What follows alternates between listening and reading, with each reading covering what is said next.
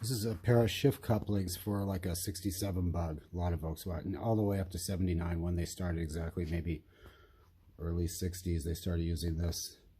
Buses have them too, the bays. If you look at these two, they both say VW. There's VW, there's VW, but look at the bolts. See the one on the left? On the right, it's not perpendicular. One time a square back is 66. That was the only one that would work, the one with it off at an angle. But most of them are like this off the car. That car had been around, so who knows, but it worked perfectly after this. When you put one of these things in, you should weld or braze these little areas so it won't separate. This part here can begin to rotate relative to this. So you should put a couple tacks on each side so it never rotates. And then crunch it a little, this, so the bushings are nice and they don't wiggle too much. You know, if you get them to not wiggle, it's nice. But see, the factory welds can break for this and the thing will start spinning. And if you don't have somebody to see it happen while you're moving the shifter around, you might spend a lifetime trying to figure out why it won't shift, only to turn out that it was because this moves back and forth a couple degrees. So tack the seams and tack this and it'll never happen. To me, they all need this one on the left, perpendicular. That's not a little bit. See it? Look at that. Look how crooked that thing is. That's how it came out of the box. So if you're head aching and you see this, maybe you need one. Maybe if you see this, maybe you need this. And if you see this, maybe you need that. But they seem to come randomly like this because I haven't found, there's not two part numbers on the internet. In the factory manual, maybe so. I don't know. Here's a shift bushing retainer. And here's one installed on the shift rod. This is a 72 gear. They're all, the Type 1 stuff's all pretty much the same, along with square back. What you need to do after you fix this thing, and this is the only way to do it, if you want the bushing to last, first of all, drill it out, drill out the spot welds and put a bolt in each side and just whack each bolt, because you don't have to drill all the way until it falls out. You drill it almost sort of like this, and then just tap it and it'll pop, fall in, you got to pry it out. It won't fit through the hole. If you leave it on the shift rod and try to withdraw it, it might get stuck in the tunnel and then it'll be jammed up when you try to put this thing back in. Okay, now this is a deal with this. If you look at this, you can see the rod moving back and forth. That's what happens when you drive, about 20 degrees, something like that. Back and forth. This is neutral. See, you're going back and forth in neutral, first and second, whatever, back and forth like this. But watch the bushing. See, it doesn't turn. Here's a bushing on another one. It's not, this thing right here, this plastic, this one doesn't turn. When it does turn, this edge against this bushing, that turns into a toothless knife blade, okay? That's a knife, okay? Now we got another knife, that's this. In other words, rubbing on this plastic, just think of that as a knife, okay? And then think of this as a knife. That's a sharper knife. And what happens, if you put this thing in together like I have, it's all trial fitted, and you turn this, if the bushing turns, then this is going to cut through it and you're going to have to do it over again. So the way you fix that is you cut through this, just take the plastic out, of course, cut the metal, you got a little gap, small gap, then you push it, squeeze it together and weld it again. And you know, you do that and then you put it back together, trial fit it and see if you can get it to do this. So it won't turn. And if you do that, that's maximum life for the bushing. When you put this rear bolt in, when you're putting it together, if you don't have the original, be careful. If it's too long, it'll hit the shift rod, and you'll go, what's wrong? Why won't it shift? And it's because of that bolt. Once I did this too, I've done this a bunch of times. And one time, I didn't have enough throw back and forth. It was either first and second, favored first and second, or third and fourth when you go this way. But it wouldn't go far enough one way or the other. I don't remember exactly which one it was. But it actually didn't matter. You adjust it to the right, and it's favoring one pair of gears. You adjust it to the left, it favors another. So what I ended up doing was putting, you know, this is under the tunnel. On top of the tunnel, under the detent reverse lockout plate, I put a big fender washer, and it lifted it, changed the fulcrum point. Thing worked primo. It's like brand new, maybe better. Anyway, let's see. I'm looking at my thing. Yeah, I think I got all my notes spoken. But yeah, you put one of these things in right, it'll shift nice. They make a brass one. I haven't seen it. I don't know how they hold it in. But the plastic helps keep it from transmitting so much noise to the front, you know. And because this is a transmission of noise from the transmission itself. This is metal to metal. You're going to have more noise in the front. But you can make this work really good and last for a long time. But you got to make sure this thing doesn't move. When you put this thing back in, you don't have to weld it. And I'm going to grind these little bumps off. Those are original, like to line up with the spot weld holes before the thing was ever built, theoretically. I'm going to file them so I get more sliding back and forth. So I get more adjustment. You know, these will bind up in those holes. It's supposed to, but by making it smooth, I'll get a lot more out of it. So there you go. I think that's everything. But, and oh, one more thing. See these captured nuts? These guys, new fake. Weld them or braze them before you put the thing in, because sometimes it's not uncommon for them to start spinning on a new fake or Brazilian or whatever this is. So if you put it all together and you go to tighten these things down and one of them starts turning, you literally got to take the whole thing apart again for that square nut. So just tack it a little bit, and don't forget, check this. Otherwise you're wasting. If you do all this and you put it together with a spinning bushing, you wasted a lot of time getting nowhere, because the main thing to remember is make it so that bushing doesn't rotate, to keep this knife blade right here from cutting through it, which it will, versus the shift rod will not. It's not going to work. It's not going to do anything. It's going to last forever, theoretically. And this is CV joint grease. You can put anything on there, and I polish this. You can polish this area really nice, you know, so it's slippery, and it helps with this. And I chamfer this end to start it, help start it a little bit. And also, you're going to have to put this on in between the tire bucket, or the tire well, if you want to call it that, and the frame itself. So you got to get this bushing, I mean the rod going through a couple holes, and then it's kind of awkward, but that's where you got to put it on. It won't go through the holes in the body, just the one in the tunnel. Now this car, it had a leaky fuel line. And I put one in, and look where it sticks out. I had a real hard time. I did it from the top, because I can look down a lot easier to find the end of this pipe than I would be out from the side.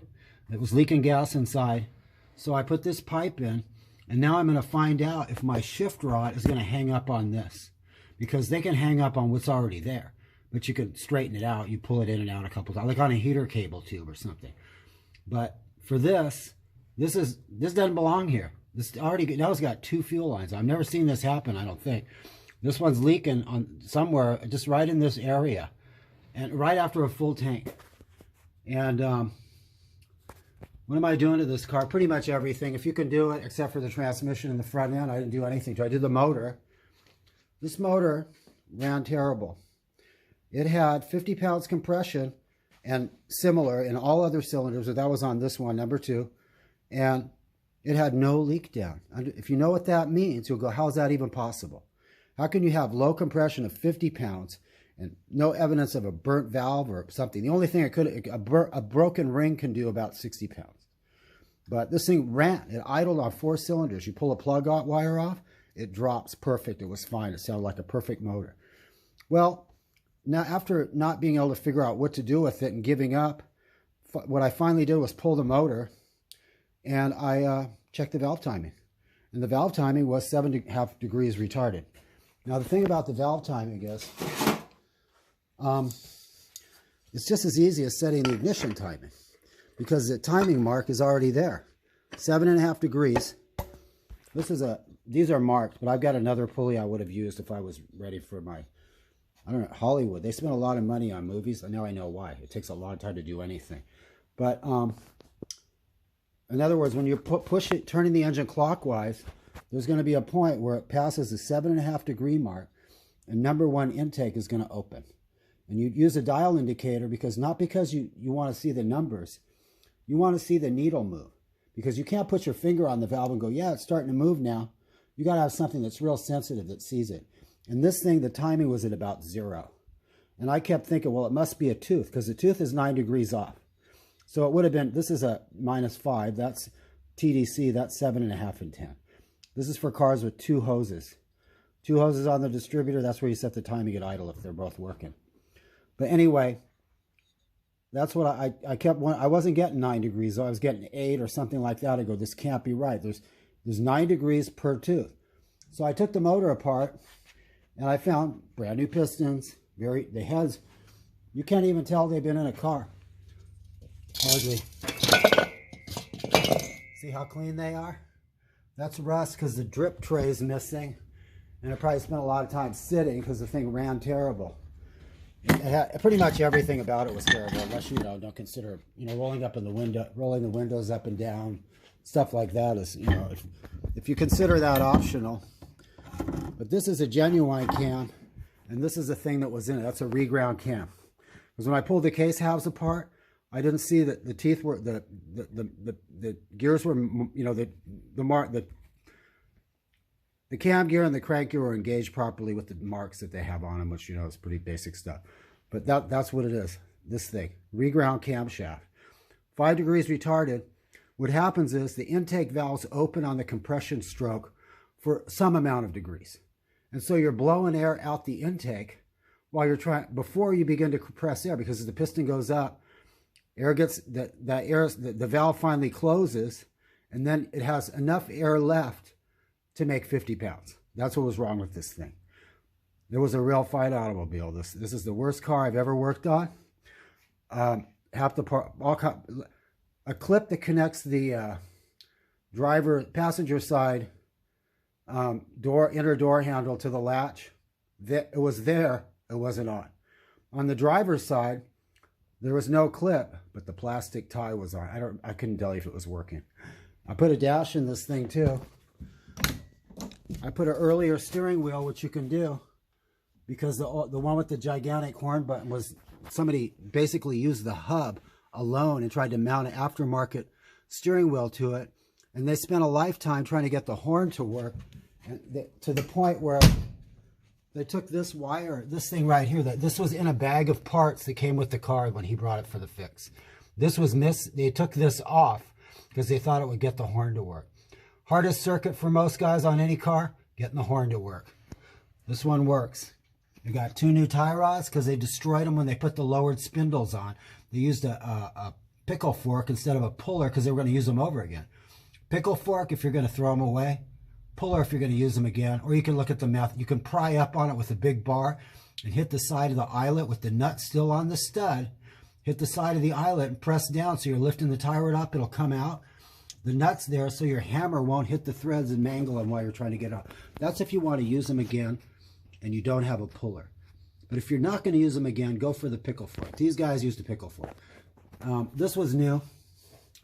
This is the only thing I found on the car that anybody did right. They put these hoses in. Why, I don't know, because all the brakes were just done. The brakes themselves were a joke. And you can see there's no hole for the horn. And there was no hole for the shift rod. I had to drill this because the nose has been changed. I had to literally fix the latch. I had to take it off to fix it because the tube that the Bowden tube engages with was missing, broken off. If you're ever doing front rear cable bug or square back or anything, and you need the tube, I don't know what square backs have plastic ones, but this is the tube from a bay window bus heater cable. Either side, left or right, you use this stuff. Take the cable out, use this. You'll have like 15, maybe 20 feet of this stuff. The plastic's not going to work. This will work. This is beautiful. The first time I fixed the back hood on this, and I used, unfortunately, all they had was stainless, and it was like 50 bucks for 20 feet, okay? And then later I was doing the front, and I tried the plastic. I already knew it wasn't going to work. It didn't work. And I went, wait a minute, bus Bowden tube. You buy a bus heater cable, you can fix front and back on this thing primo. That's how VW should have done it. And the hood wasn't working as good as I wanted, so I put a couple extra spacers to get the spring really strong, and the thing you pull the latch, it just jumps. But yeah, the plastic hoses are going to work. For one thing, the Geo one's pretty damn long, but the new hose doesn't have the same strength as the original stuff. It's not as stiff, so when you pull the cable, the hose gives, and the cable doesn't pull the full amount that you need here for it to work. This thing had an Optima battery in it. If you take a good look, you're going to see there's no place to put this thing on an Optima battery. So I don't know why people use these things that don't fit. This is my philosophy. Every single part on the car, figuratively, you should be able to pick up the car with it. Like a gorilla could come here and pick this battery up and the car would come with it because it's attached like it's supposed to be. And I put these extra screws in. I know they look terrible. This thing, I suggest putting it on the other side. But to keep this thing from blowing into the fan. This car is going 400 or 500 miles when I'm done with it. And I don't want to find out that this thing blew into the fan. Because it'll make it overheat. And if the guy doesn't know anything, he'll just keep driving until it won't move. I used a couple of extra tabs that hold wiring down to assist in holding this down. I'm going to hit this with flat black when I'm done. This is Bear Green. That's the brand. Bear floor wall paint for your house. They make paint for this, for spray paint like Rust-Oleum, but this is nice. This color, nobody else had it. I rewired it. I made this neat. Somebody put a wiring harness in this new, and they even routed it right. It was a joke. It was missing the stop for the hood. It's just a bolt through a hole on this hinge. There's a bolt right there. You see the bolt? That's my stop. That black stuff, that's caulking that I used to hold the bolt in place while I'm putting the nut on it. It's like a third hand. But it's coming along. Worst car I've ever worked on. And the last one that was here was a Ghia. Had the wrong valve springs in it. The one before that had a rebuilt engine with leaky valves everywhere. Only noticeable with a leaked out test. There's a washer here and a rubber grommet. They put the rubber grommet on the inside, put the washer right on the paint. This arm was no good. That was not a big deal. This was a plug. I just happen to have an NOS washer nozzle, which will not be connected. I don't do washer nozzles. I don't do washers, and I don't do rear window defoggers. Couldn't get a brake light warning switch for it. That goes over here, right above those two switches. I didn't put it in because I can't buy a new one.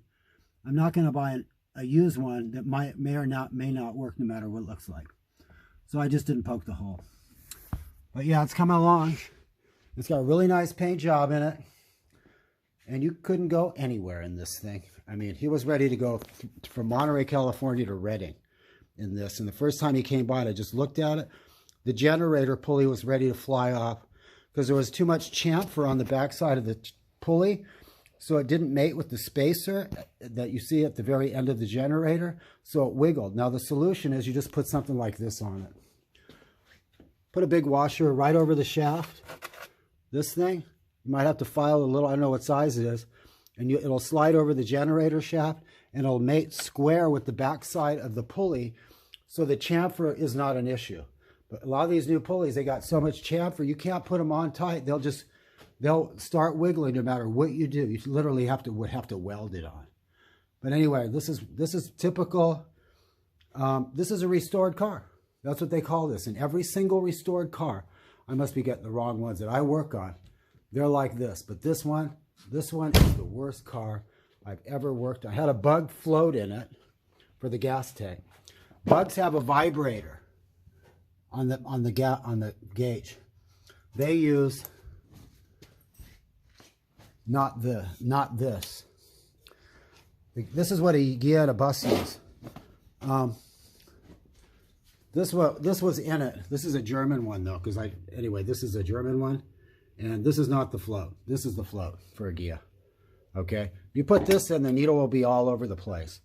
Bugs came with a vibrator. It literally turns the power on and off for the gauge. It goes on, off, on, off. So it helps control this movement, and it tries to it's masking this movement in the tank when you're going over bumps. This one's got a little tiny hole. See right there, a little tiny hole on the side. That's where the gas goes in, so it doesn't react so much. The float inside this doesn't react so much to movement of the car. But yeah, the shift rod. Putting a bushing in is a waste of time. You got to change the whole thing if you want a proper result, and you want to make sure that bushing doesn't rotate after after this is assembled. Now this thing's ready to go in. Now I'm going to find out what's going to happen with this fuel line. I ran it through the tunnel, And I had to braze a piece of tubing to join two pieces together. That's as pretty as I can get it to work. I didn't want to put it under the car because if you go over a bump, like, you know, a tire thing in a parking lot, it might smash the hose and then you got a car that won't move. And so there you go. That's what I did. I'm going to find out about this shift rod, if it's going to go in today without fighting me, without arguing, because this pipe, you know, it's going through the tunnel and it's not anchored anywhere. And I used water. This thing had gas in it, so I want to make sure it didn't catch on fire. So I got my hose right there ready to go, and I wet it down. I sprayed a bunch of water in the tunnel before I started on it. Fire extinguishers are nice, but most of the time you're not going to need anything that aggressive, because a lot of times cleaning up the mess from the fire extinguisher might be worse than the mess you think you were cleaning up with it, particularly if you use water instead of a fire extinguisher. I put fires, small ones, out with, you know, little WD-40 burning. I put those out with my bare hands, you know. But like connecting a starter in a bus with the battery connected right after you put the fuel line on the gas tank, and a little gas dripped out when you put the fuel. You had the motor out, the tank's plugged. You're going to connect the motor to the tank. This is what I actually did. I pulled the hose off the tank, and, you know, the plug. Put the hose from the engine onto, got a little gas on the starter. Put the starter wire on, a little spark thing caught on fire, put it out with my hands. So, but be careful. Be careful out there. Try to avoid stuff like this. And by the way, electrical engineering is always an option. So if you're young and you want to be a mechanic, well, think about that 20 years later. Think about what you'll think 20 years later when, well, just think about it. You know, maybe I'll edit this out. Probably not. There's the molding that fell off when I walked past it. Here's the one that was falling off when it got here. Okay, that one. I'm going to make them stay on. This will stay on now. See, I got a rivet in it. They used a screw. It was impossible for it to go on. It's had body work on it, so you can't use the original clips. You know, the body's too thick for them to engage properly. But the paint is beautiful. Maybe the bumper's on upside down. I got a feeling it is. Not sure about the front one. It's dropped down now to get the shift rod out. See, it's just hanging. It's not scratching, which is good. And it might be on upside down. Maybe somebody can tell me. I guess I could just look at a picture. See how this is angled. See, I'm not really sure. I don't know if it would work if it was up the other way around. But typically, there's bolts on, carriage bolts on the bottom of this thing. And I'm pretty sure they're supposed to be up top. You know, I don't know. It's been a long time. But yeah, this is a fine machine. Here you go.